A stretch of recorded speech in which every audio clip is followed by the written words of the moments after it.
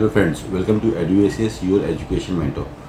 सो friends, आप सभी को पता होगा कि एनएमसी नेशनल मेडिकल काउंसिल ने काफ़ी चेंजेस किए हैं नीट यूजी के अंडर ग्रेजुएट डिपार्टमेंट के अंदर। इस बार 2023 के जो भी एस्पिरेंट्स हैं जिन्होंने नीट यूजी के एग्जामिनेशन दे दिया है, होपफुली आज 13 जून को ही आपका शाम से रात तक आप लोग का रिजल्ट आ जाएगा। अभी तक की नीट यूजी की हिस्ट्री देखते हैं तो ज़्यादातर जो रिजल्ट्स आए हैं वो इवनिंग या नाइट टाइम में ही आते हैं।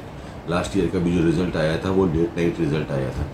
तो आज फाइनली आप सभी को अपने स्कोर के बारे में पता चल गया है और आज शाम तक या रात तक आप लोग को अपना ऑल इंडिया रैंक भी पता चल जाएगा कि अब हमारा ऑल इंडिया रैंक क्या है।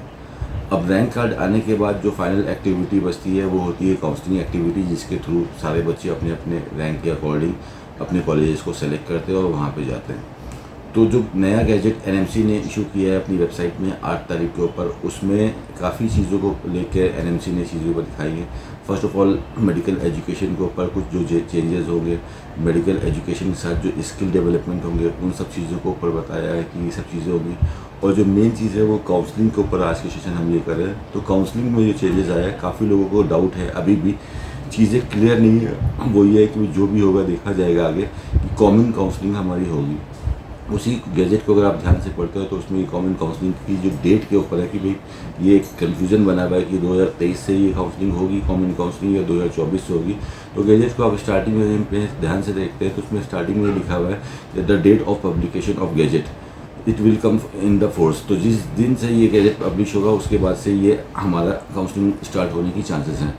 तो यानी कि गैजेट आ चुका है, पब्लिकेशन हो चुका है, तो there is a very healthy chances, near about 99% chances है कि इसी साल 2023 से ही आप लोग को कॉमन काउंसलिंग देखने को मिलेगा।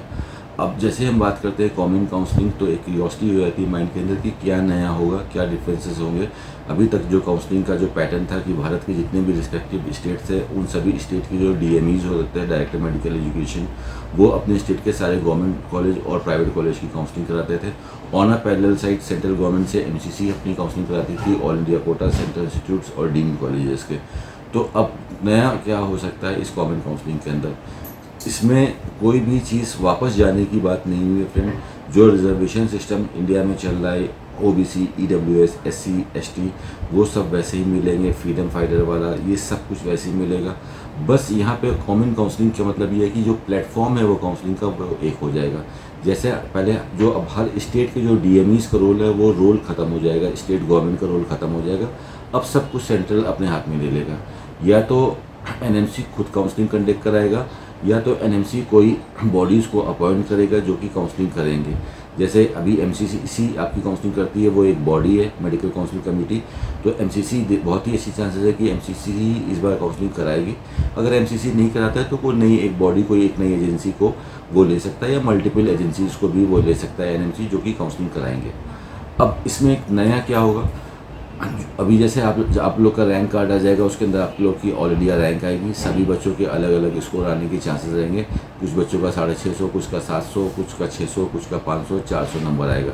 तो कुछ लोगों को तो ये चीज़ डेफिनेट रहेगी कि भाई मुझे गवर्नमेंट मेडिकल कॉलेज के अंदर जाना है। कुछ लोग को पहले से पता होगा कि मेरा स्कोर 300 का आया है तो मुझे प्राइवेट मेडिकल कॉलेज के अंदर जाना है। तो एक ही जो हमारी जो एमसीसी की जो वेबसाइट थी, होपफुली उसी वेबसाइट के अंदर या नई वेबसाइट भी आ सकती है, उसी के अंदर चेंजेस हो के आएंगे। अब एक ही प्लेटफॉर्म से आप सारी काउंसलिंग कर पाएंगे। इसमें जितनी भी स्टेट काउंसलिंग है, कोई भी स्टेट काउंसलिंग फ्रीज नहीं हो रही। ऐसा नहीं है कि यूपी की सीट कैंसिल कर दे रहे हैं। जितनी भी सीट एनएमसी के पास है, आपने देखा होगा अभी हम इस चीज़ को अलग अलग पार्ट में समझते थे, अब हमको क्लब करके एक ही तरह समझ लेना है कि टोटल एनएमसी की वेबसाइट पे आपको जितनी भी एमबीबीएस की सीटें दिखाई दे रही हैं आज की डेट में, चाहे वो गवर्नमेंट सीट हो, चाहे वो डीम्ड यूनिवर्सिटी हो, चाहे वो प्राइवेट यूनिवर्सिटी हो, वो सभी एक पोर्टल के अंदर आ जाएंगे। अब अगर आपने ध्यान से देखा होगा तो ये चीज़ नीट पीजी की काउंसलिंग में ये चीज़ पहले से चल रहा था 50%। उसमें एक ही काउंसलिंग के अंदर डीम की भी काउंसलिंग हो रही थी, ऑल इंडिया कोटा की भी काउंसलिंग हो रही थी, प्लस डीएनबी की भी काउंसलिंग हो रही थी। आयुष की काउंसलिंग में भी ये चीज़ सिस्टम पहले से चल रहा था कि उसी में ही आपके गवर्नमेंट कॉलेज भी आते थे, उसी में गवर्नमेंट एडेड कॉलेज भी आते थे, उसी में डीम्ड यूनिवर्सिटी भी आते थे, उसी में प्राइवेट कॉलेज भी आते थे। अब यही जो सेंट्रल वाला जो सिस्टम है, अब हमारे नीट यूजी एमबीबीएस के अंदर भी यही चीज़ आ जाएगी एजुकेशन में कि यहीं पे आप ऑल इंडिया कोटा 50%, जब आप एप्लीकेशन फॉर्म फिल करोगे तो वहाँ पे आप लोग को कैटेगरीज आएंगी, वहाँ पे कैटेगरीज को सिलेक्ट करना होगा। होपफुली ऐसे ही होना चाहिए सिस्टम। ये ऑल इंडिया कोटा में काउंसलिंग करना चाहता है, ऑल इंडिया कोटा वाली सीटें कॉमन हो गई। अब उसके बाद डीम्ड यूनिवर्सिटीज़ की भी हो गई। जो भी स्टेट्स में जैसे आप डीयू की काउंसलिंग आपने देखा होगा कि दिल्ली यूनिवर्सिटी वाले बच्चे हो, वहाँ पे क्वेश्चन पूछते हैं, those who have pass their class 11 और 12 फ्रॉम दिल्ली, तो वो वहाँ पे सेलेक्ट करते हैं, वो डीयू के लिए एप्लीकेबल हो जाते हैं। तो इसी तरह से थोड़ा सा कंट्रोवर्सी इसमें हो सकती है कि जैसे ज़्यादातर बच्चे मल्टीपल स्टेट्स की काउंसलिंग करा लेते थे, पहले दिल्ली की भी करा ली, यूपी की भी करा ली, ऐसा शायद इस बार ना हो पाए। एक बच्चा एक स्टेट सेलेक्ट करके अपनी स्टेट की भी काउंसलिंग करेगा और साथ में ऑल इंडिया कोटा की भी काउंसलिंग करेगा। ऐसा हो सकता है कि आपको एक ही कॉलेज, जैसे सपोज कर लिए आप यूपी से बिलोंग करते हो, आपने KGMC medical college all India quota से भी फिल किया और स्टेट कोटा से भी फिल किया, सेम आपने एंट्री करी, और उसी में आप चाहो तो क्लब करना चाहते हो कि गवर्नमेंट के साथ अगर प्राइवेट भी फिल करना चाहते हो तो आप प्राइवेट के भी कॉलेज फिल कर सकते हो। यानी कि सारे कॉलेज के सारे ऑप्शंस आपके सामने आ जाएंगे इंडिया के, और आप एक ही चॉइस फिलिंग में डाल सकते हो। चॉइस एंट्री थोड़ी सी लेंदी हो जाएगी, ये इसका एक थोड़ा सा, अगर हम बात करें प्रॉज एंड कॉन्स की इसकी, तो इसका एक पार्ट ये आता है कि जो चॉइस एंट्री हो जाएगी वो बहुत ज़्यादा इंपॉर्टेंट हो जाती है। यहाँ पे आपके पास कन्फ्यूज़न रहेगा, इसलिए आप एडुकेशन की वेबसाइट पे जाके अगर आप देखना चाहें तो 1 to 1 स्टेट के सारे वहाँ पे टॉप और कॉलेजेस की लिस्ट पड़ी है, अपनी प्रिपरेशन कर सकते हो। कि वहीं पे आप देख रहे हो आंध्र प्रदेश के भी कॉलेजेस आ रहे हैं, वहीं पे कर्नाटका के भी कॉलेज आ रहे हैं, वहीं पे यूपी के भी प्राइवेट कॉलेज आ रहे हैं, और उसके अंदर सीटें भी डिवाइड हो जाएंगी। ये कैटेगरी में कर्नाटक वाला बच्चा करेगा वही कॉलेज में, और उसी कैटेगरी के अंदर मैमन कोटा वाला भी बच्चा करेगा। तो यहाँ पे एप्लीकेशन फॉर्म फिल करते टाइम स्टूडेंट्स आप लोगों को काफ़ी ध्यान देना रहेगा कि मैं कौन से कॉलेज में कौन से कोटा से जा रहा हूँ, और उस हिसाब से चॉइस फिलिंग करनी है।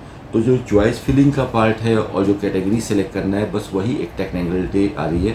बाकी अगर इसको दूसरे एस्पेक्ट से देखें, जो चैलेंजेस थे एनएमसी के पास पहले, जो बच्चों का नेचर रहता था कि पहले ऑल इंडिया कोटा की काउंसलिंग होती थी, वहाँ पे वो काउंसलिंग कराते थे, एक सीट उठा के रख लेते थे, फिर अपने स्टेट की काउंसलिंग होती थी, वहाँ से काउंसलिंग कराते थे, वहाँ से भी एक सीट उठा के रख लेते थे, फिर दोबारा से ऑल इंडिया कोटा में जाते थे, ट्राई करते थे, तो मल्टीपल सीट होल्ड रह रही थी ऐसे कंडीशन में।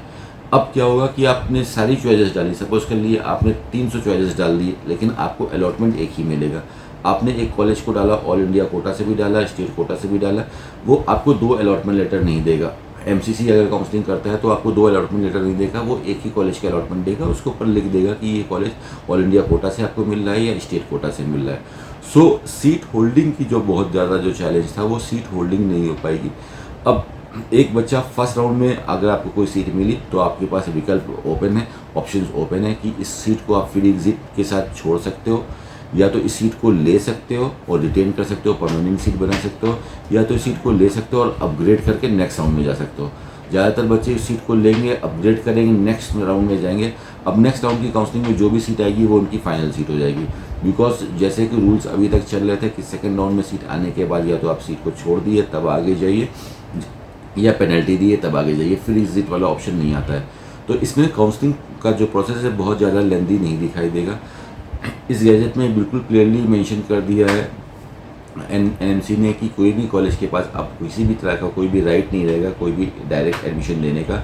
जितने भी अलॉटमेंट है वो सारे अलॉटमेंट एनएमसी देगा, और उसकी एक कॉमन लिस्ट वो अपनी वेबसाइट के ऊपर लगाएगा, और 1 हफ्ते के अंदर कॉलेजेस को भी वहाँ पे अपलोड करनी पड़ेगी अपनी लिस्ट कि जो बच्चे उन्होंने भेजे थे उस कॉलेज में वही बच्चे पढ़ रहे हैं कि या कोई और बच्चे पढ़ रहे हैं। और उसके ऊपर काफ़ी सख्त गाइडलाइंस निकाली है एनएमसी ने कॉलेजेस के ऊपर भी। अगर ऐसा कोई भी बच्चा पाया गया कि जो एनएमसी की लिस्ट में अलॉटेड नहीं और उस कॉलेज में पढ़ रहा है तो वहाँ पे 1 करोड़ रुपीज़ का फाइन लगाएंगे उनके ऊपर, और अगर एक से ज़्यादा बच्चे पाए तो उसके बाद 2 करोड़ रुपये तक फाइन जा सकता है, या कॉलेज को भी हम सस्पेंड कर सकते हैं। तो पूरा अब इसका जो सार निकल के आ रहा है इस गैजेट का, ये निकल के आ रहा है कि जो पावर्स थे कॉलेजेस के, जो स्टेट के जो पावर्स थे, जो डीएमईज थे जो अपनी अपनी काउंसलिंग करते थे हर स्टेट गवर्नमेंट के, वो सब कहीं ना कहीं धीमे धीमे न्यूट्रलाइज हो जा रहा है, और सारा टेक ओवर एक ही प्लेटफॉर्म से आ रहा है सेंट्रल के पास एनएमसी में। अब जितने भी कॉलेजेस हमारे देश के अंदर हैं, एमबीबीएस जो यूजी करा रहे हैं, सेक्टर करा रहे हैं, और साथ में जो डेंटल के भी होपफुली इसी के अंदर आ जाएंगे सारे कॉलेजेस, जितने भी यूजी के कॉलेज हैं, एक ही प्लेटफॉर्म पे काउंसलिंग होगी। रिजर्वेशन सिस्टम वैसे ही चलता रहेगा। स्टेट कोटा पे जो 85% सीट होती है और 15% आपकी ऑल इंडिया कोटा पे होती है, यानी कि 100% आप अप्लाई कर सकते हो, लेकिन हर स्टेट की एक प्रियोरिटी लेवल होती है, तो हर स्टेट के रिजर्वेशंस मिलते रहेंगे। तो ये चेंजेस देखने को मिल रहे हैं, तो काफ़ी अच्छे आसार हैं कि आज रिज़ल्ट आ जाएगा, और अगर रिज़ल्ट आ जाता है तो ये चीज़ बनाने में ज़्यादा टाइम नहीं लगता है, बिकॉज आज की डेट में ये सब चीज़ टेक्निकल चीज़ें हैं, वेबसाइट डेवलपमेंट बहुत ईजीली हो जाता है। आज की डेट में। तो आई थिंक कि आपको जुलाई के फर्स्ट वीक तक काउंसलिंग स्टार्ट हो जाएगी और जुलाई इटसेल्फ के अंदर ही आपके 2 राउंड की काउंसलिंग हो जाएगी और अगस्त तक 3rd राउंड की काउंसलिंग होते काउंसलिंग अगस्त तक फिनिश भी हो सकती है। तो कहीं ना कहीं हम इसको पॉजिटिव वे में ही देख रहे हैं कि ज़्यादा मैस नहीं करना पड़ेगा बच्चों को। डॉक्यूमेंट अपलोडिंग वाला जो अभी आपने देखा होगा कि जो भी हमारी सेंट्रल काउंसलिंग होती थी एमसीसी की, उसमें जितना भी डॉक्यूमेंट अपलोडिंग वाला सिस्टम होता था वो सब ऑनलाइन ही रहता है। ऑफलाइन वाली एक्टिविटीज़ भी यहाँ पे ख़त्म हो गई। एनआरआई कन्वर्जन भी होता था वो भी ऑनलाइन ही होता है, डॉक्यूमेंट अपलोडिंग वो भी अपना ऑफलाइन ही होता है। तो जो भी कैटेगरीज के अंदर आप काउंसलिंग कर रहे हो, जो उसके डॉक्यूमेंट अपलोड करने हैं, रिजर्वेशन वाले डॉक्यूमेंट्स अपलोड करने हैं, एससी के, एसटी के, ईडब्ल्यूएस के, ओबीसी के, एनसीएल का डॉक्यूमेंट करना है, फ्रीडम फाइटर का डॉक्यूमेंट करना है, वो सब आपको ऑनलाइन ही होपफुली उसी सर्वर पे आपको डॉक्यूमेंट अपलोडिंग करने रहेंगे। एनआरआई कोटा से जा रहे हो तो भी वो आपसे वहीं पे ले लेगा। तो काफ़ी सिस्टम है और इससे सबसे जो बड़ा इम्पैक्ट आ रहा है कि क्लैरिटी आएगी एमबीबीएस के एडमिशन के अंदर। पहले जैसे गवर्नमेंट ने काफ़ी रेवोल्यूशनरी स्टेप निकाले थे, फीस को भी कम करने का डिक्लेरेशन दिया था कि हम फीस को भी कम करेंगे। कॉलेज कोऑपरेट नहीं कर रहे थे, कभी भी गवर्नमेंट बोलती थी फीस करने के लिए तो कॉलेज कोर्ट के पास चले जाते थे, कहीं ना कहीं ये सब चीज़ें होती थी। तो अब गवर्नमेंट एक तरह से पूरी तरह से सारे कॉलेजेस को अपना टेक ओवर कर रही है, एक बॉडी अपने अंदर कर रही है। अब सारा एडमिशन एग्जामिनेशन कंडक्ट कराना, रिजल्ट को इशू करना, उसके बाद काउंसलिंग कराना, इसमें कोई भी इंटरफेरेंस किसी भी कॉलेजेस का या किसी भी स्टेट का अब नहीं रह जाएगा, सब सेंट्रल गवर्नमेंट के हाथ में रह जाएगा। तो आगे चल के अभी तक जो फीस की प्रॉब्लम आ रही है, आने वाले साल में 2024 या 2025 तक ट्यूशन फीस के ऊपर भी रेगुलेशन काफ़ी अच्छी तरह से आ जाएगा। बिकॉज अब बच्चों के पास ज़्यादा ऑप्शंस रहेंगे। अब कुछ बच्चा कंफ्यूज नहीं रहेगा कि मुझे पौंडीचेरी जाना है या तमिलनाडु जाना है या आंध्र प्रदेश जाना है या डीम्ड मेडिकल कॉलेज जाना है। किसी बच्चे का स्कोर बहुत नीचे भी आ रहा है, 150 भी आ रहा है, तो वहाँ पे मल्टीपल चॉइसेस कर सकता है। तो इससे कि जो कॉलेजेस जो थे बहुत ज़्यादा जो फीस ले रहे थे, वो सब चीज़ें भी अब धीमे धीमे ऑटोमेटिकली कंट्रोल हो जाएगी। और ऑटोमेटिकली कंट्रोल होने के बाद जब बच्चों के पास विकल्प रहेगा लो फीस का, तो वो हाई फीस में क्यों जाएगा। तो फीसें भी अगर देखते हैं तो आगे चल के सही हो जाएगी। एनी हाउ आज के सेशन को ज़्यादा लेंथी नहीं बनाएंगे। गवर्नमेंट काउंसलिंग कंडक्ट होने का इस बार 2023 से काफ़ी अच्छे चांसेस है। अकॉर्डिंग टू एडुएसिस 99% चांसेस है कि इसी साल 2023 से ही गवर्नमेंट काउंसलिंग होगी। और जो सब जितना भी अभी तक काउंसलिंग अगर आपने पहले करी, आप काउंसलिंग के बारे में समझते हैं, तो जितना भी काउंसलिंग होता था, एनआरआई कन्वर्जन होता था, स्टेट के प्राइवेट मेडिकल कॉलेज के लिए कोई बच्चा यूपी में काउंसलिंग करा रहा है या बिहार में काउंसलिंग करा रहा है या गुजरात का बच्चा या हिमाचल प्रदेश का बच्चा है, जितना भी अलग अलग रजिस्ट्रेशन होता था, वो अलग अलग वाले जो पोर्टल है वो सब उठ के एक ही जगह पे, एक ही प्लेटफॉर्म पे आ जाएंगे और एक ही जगह पे आसानी से आप कर सकते हो। बस यहाँ पे एप्लीकेशन फॉर्म फर्स्ट टाइम जो आप फिल करेंगे, नेक्स्ट ईयर चीज़ें पुरानी हो जाती है। पहली बार समझने के लिए थोड़ा सा कॉन्शियस लेवल हाई होना चाहिए हमारा।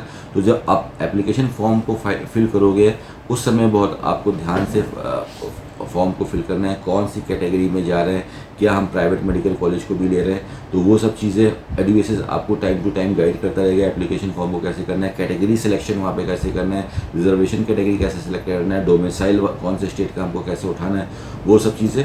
और उसके बाद फाइनली कॉलेज की एक अच्छी डेप्थ नॉलेज होनी चाहिए। ऐसा ना हो कि बहुत सारे कॉलेज है, कोई कॉलेज मिल गया, बाद में हम परेशान हो रहे हैं कि ये कॉलेज तो सही नहीं, इससे बेटर कॉलेज हमको मिल सकता था। तो जो चॉइस फिलिंग किसी भी स्कोर पे आप फिलिंग बना रहे हो, whether you are making a choice filling on 450, 400, 300, 200, 150, you have to see that what are the priority orders.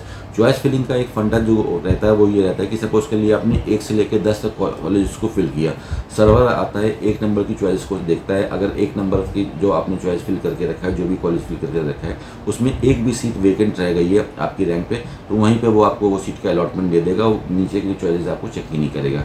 वो नंबर 2 पे तभी जाएगा जब पहले वाले कॉलेज में आपके स्कोर पे सारी सीटें फिनिश हो गई हैं। इस तरह से हमारा चॉइस फिलिंग का सिस्टम चलता है। तो इसमें जो भी अच्छे कॉलेजेस हैं, अगर आपको एक बार लग रहा है कि शायद मेरे स्कोर पे ना भी लगे लेकिन चलो मैं इसमें ट्राई करता हूँ, तो जो भी अच्छे कॉलेजेस हैं वो हमेशा टॉप पे होने चाहिए। काफ़ी पेरेंट्स और स्टूडेंट्स हमसे पूछते हैं कि सर मेरा स्कोर पे तो ये कॉलेज आ नहीं सकता है, मेरा स्कोर तो सपोज के लिए 490 है, क्या मैं KMC मणिपाल को फिल करूँ या ना करूँ, मुझे तो आएगा नहीं।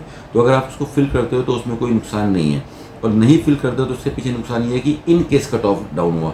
आपने देखो कोविड के बाद कट ऑफ जो ट्रेंड जो बिल्कुल ऊपर पीक की तरफ जा रहा था, वो उल्टा हो गया। गवर्नमेंट मेडिकल कॉलेज के कट ऑफ अब धीमे धीमे ऊपर जाने लगे हैं और प्राइवेट मेडिकल कॉलेज के कट ऑफ धीमे धीमे अब नीचे आने लगे हैं, except some colleges which are having a high reputation in the market. Fine, तो वो चीज़ पे काफ़ी अच्छा कंट्रोल आ जाएगा फ्रेंड। तो यहाँ पे चॉइस फिलिंग में जो अच्छे कॉलेज उनको ऊपर लेके चलना है, चाहे हम गवर्नमेंट की काउंसलिंग कर रहे हैं चाहे प्राइवेट की काउंसलिंग कर रहे हैं। चॉइस फिलिंग में जो कॉलेज की जो हियरार्की है बहुत इंपॉर्टेंट है। कोई बच्चा 670 के साथ चॉइस फिलिंग कर रहा है स्टेट कोटा में, अगर उसको पहले सेलेक्ट कर लेना है, कन्फ्यूजन नहीं होना है कि भाई मुझे स्टेट को प्रायोरिटी दे रहा हूँ, क्या मैं अपने स्टेट से बाहर नहीं निकलना चाहता हूँ, तो स्टेट कोटा वाले कॉलेज को मुझे ऊपर लगा के चलना है। एम्स को भी हम इंक्लूड कर रहे हैं, तो चॉइस फिलिंग में कौन से एम्स को कहाँ पे रख रहे हैं, उसके बाद कौन सा कॉलेज रख रहे हैं, ये चीज़। कोई बच्चा ऐसे स्कोर पे है कि यार मेरा तो 590 आ रहा है या 595 आ रहा है, 599 आ रहा है, हो सकता है मुझे गवर्नमेंट कॉलेज मिले, हो सकता है मुझे गवर्नमेंट कॉलेज ना मिले। तो मैं गवर्नमेंट कॉलेज की भी चॉइस फिलिंग करूँगा और प्राइवेट कॉलेज की भी चॉइस फिलिंग करूँगा। तो ये भी इसमें संभव होगा कि आप पहले गवर्नमेंट लगाओगे बाद में प्राइवेट लगाओगे। मल्टीपल राउंड हो सकते हैं, ये चीज़ गैजेट में भी लिख के रखा है। ऐसी जब काउंसलिंग होती है तो उसको कंट्रोल करने के लिए, पूरी सीट को फिनिश करने के लिए, आगे फर्दर वाले राउंड्स में रिलैक्सेशंस जो बच्चों को मिलते हैं, वो सब चीज़ के लिए मल्टीपल राउंड कंडक्ट हो सकते हैं।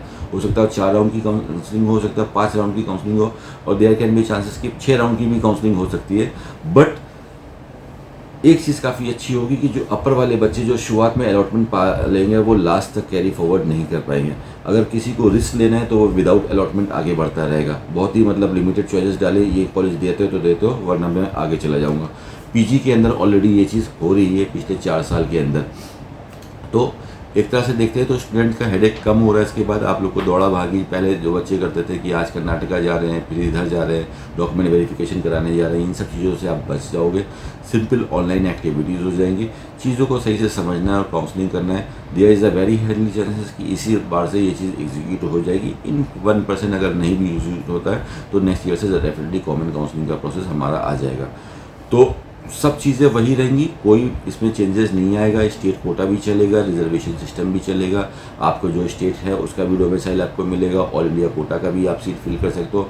You can do everything, NRI quota भी आप कर सकते हो, but all the things are coming on a single window. This is golden fund of common counselling. सब चीज़ उठ के एक ही जगह पे आ रही है, अलग अलग जगह पे नहीं जाना है। KEA की वेबसाइट पे जाके कर्नाटक की काउंसलिंग नहीं करना है, UP.gov पे जाके आपको यूपी की काउंसलिंग नहीं करना है, हरियाणा की काउंसलिंग पे जाके आपको हरियाणा नहीं करना है, BBHS बाबा फरीदपुर पे जाके आपको पंजाब की काउंसलिंग नहीं करना है। आपको सब कुछ आके, अगर MCC ही काउंसलिंग करती है तो सब कुछ आपको MCC के ऊपर मिल जाएगा। वहीं पे आपको सेलेक्ट करना है कि हम कौन कौन सी कैटेगरी को सेलेक्ट कर रहे हो, वहीं से हमको काउंसलिंग को बना लेना है फ्रेंड। तो ये पूरा हमारा इस तरह से हमारी कॉमन काउंसलिंग आएगी। और कॉमन काउंसलिंग का ये जो फंडा है ये हर एंगल से स्टूडेंट्स के लिए बेनिफिशियल है। और जो करप्शन हो रहा था, ये सब चीज़ें जो मैनिपुलेशन जो हो रहा था पीछे, वो सब चीज़ों को पे भी काफ़ी अच्छा कंट्रोल आएगा। तो this is a very revolutionary step by the government. और इस बार आप लोग कॉमन काउंसलिंग के तैयार रहिए। कॉलेजेस के कट ऑफ ऑलमोस्ट वही रहेंगे, कोई ज़्यादा उसमें कॉलेजेस के कट ऑफ में चेंजेस नहीं आएंगे। आज स्कोर आने के बाद आपकी ऑल इंडिया रैंक आ जाएगी। ऑल इंडिया रैंक से भी आप देख सकते हो कि अगर आपकी रैंक 24,000 से 25,000 के अंदर आ रही है तो आपके पास जनरल कैटेगरी से बहुत अच्छी चांसेस है कि आपको ऑल इंडिया कोटा के अंदर गवर्नमेंट सीटें मिल जाएंगी। बाकी जैसे स्कोर कार्ड आता है, आज रैंक कार्ड आती है, तो उसके बाद आगे पता चलेगा कि भाई क्या हमारा इस बार का मिनिमम कट ऑफ किया जा रहा है, क्या हाई स्कोर गया है, फिर आगे और डिसीजन करेंगे। तो जैसे जैसे चेंजेस आते जा रहे हैं, बिकॉज अभी एक गैजेट निकला है, न्यूज़ निकली है, उसने ये चीज़ क्लियर कर दिया है कि ऐसे होने वाला है। बट स्टेप बाय स्टेप अभी नीट बुलेटिन आएगा। इस बार का नीट बुलेटिन पढ़ना बहुत अच्छा इंपॉर्टेंट रहेगा। अच्छे से समझना है आपको नीट का बुलेटिन कैसे, ये जो काउंसलिंग का जो बुलेटिन आता है उसमें हर चीज़ें को क्लियर किया जाएगा, स्पेसिफाई किया जाएगा कितने फ्री एग्जिट्स मिल रहे हैं, क्या चीज़ें, उस हिसाब से आपको काउंसलिंग करना है।